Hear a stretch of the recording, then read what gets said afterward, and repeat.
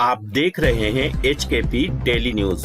Video को अंत तक देखें और चैनल को सब्सक्राइब करना ना भूलें। उधम सिंह नगर लोकसभा सीट से कांग्रेस प्रत्याशी प्रकाश जोशी ने लोकसभा के अंतर्गत कालाडूंगी विधानसभा में कालाडूंगी, बेलपड़ाव, कोटाबाग गृह क्षेत्र गेबुआ में चुनाव कार्यालय खोलकर उद्घाटन किया और जगह जगह पर नुक्कड़ सभाएं की।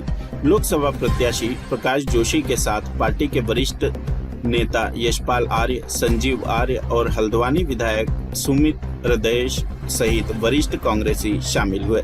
वहीं प्रत्याशी प्रकाश जोशी ने कहा कि नैनीताल उधम सिंह नगर सीट पर उनकी जीत पक्की है। भाजपा मोदी जी को यहां पर लाई और आने वाले समय में योगी जी भी आ रहे हैं, परंतु इन सभी बातों से चुनाव पर कोई फर्क नहीं पड़ेगा। वहीं विधायक हल्द्वानी सुमित हृदयेश ने भाजपा की अग्निवीर योजना अंकिता भंडारी को न्याय नहीं मिलने, पेपर लीक मामलों को दुर्भाग्यपूर्ण बताया।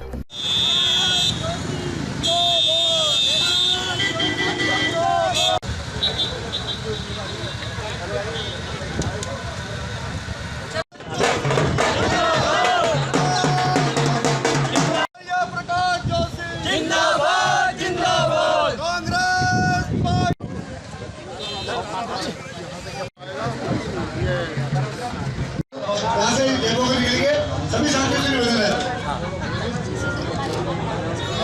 चलता रहेगा।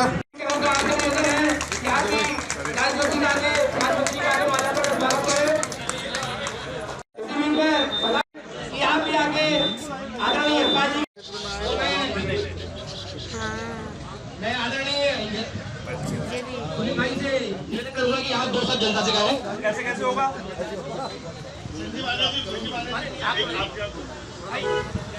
बहुत बहुत धन्यवाद। एक ही चीज जानना चाहता हूँ, आज ये बताइए, अपने घर की रसोई चलाना आसान हुआ है या मुश्किल हुआ है? मेरे को जवाब दे दीजिए। क्या महंगाई की जो मार है, या हर जो माता और बहन यहाँ बैठी है, क्या आप उसका एहसास अपने घर के चूल्हे में, अपने घर की रसोई में कर रहे हैं या नहीं कर रहे हैं? युवा साथी यहाँ बैठे हैं, यशपाल आर्य जी हमारे सांसद प्रत्याशी।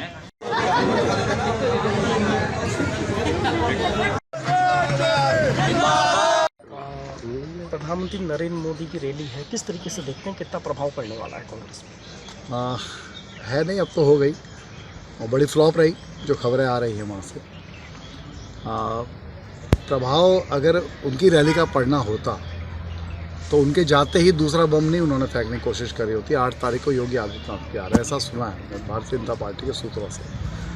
तो अगर उन्हें मोदी जी के आने का इतना कॉन्फिडेंस होता कि मोदी जी के आते ही यहाँ फिजा बदल जाएगी और हारती हुई सीट को वो जीतेंगे, ऐसा होता तो शायद फिर योगी जी को नहीं भेजते। वो एक ही जगह, एक ही धरती पे दो बम डालने की कोशिश कर रहे, तो कुछ असर उसका पड़ेगा।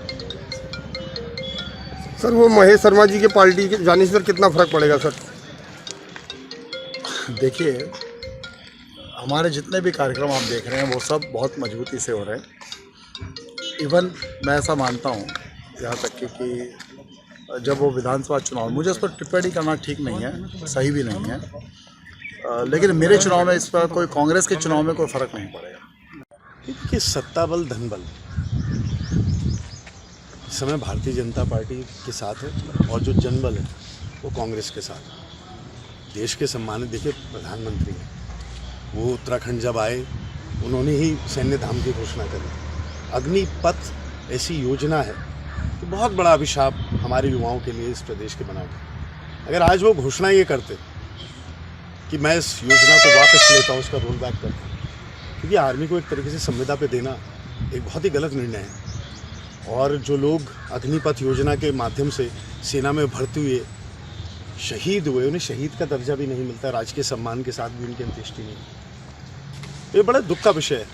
साथ ही साथ हमारी बेटी, हमारी बहन अंकिता भंडारी के विषय में अगर बोलते, पेपर लीक के विषय में बोलते, राजस्थान जब वो गए उन्होंने पेपर लीक का विषय उठाया।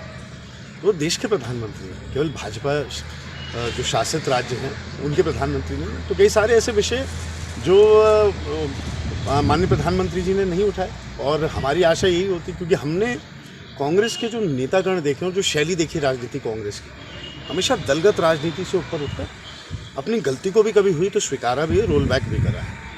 तो ये नीति हमने भाजपा की नहीं देखी।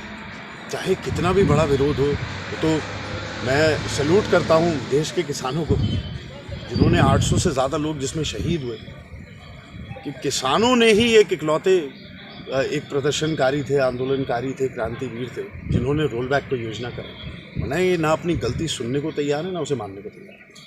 ये महेश शर्मा जी के जो है पार्टी छोड़ने से कितना नुकसान होगा आपको लोकसभा चुनाव? देखिए, महेश शर्मा जी के साथ तो मेरे व्यक्तिगत बड़े करीबी रिश्ते हैं, तो इसलिए मेरे को व्यक्तिगत नुकसान।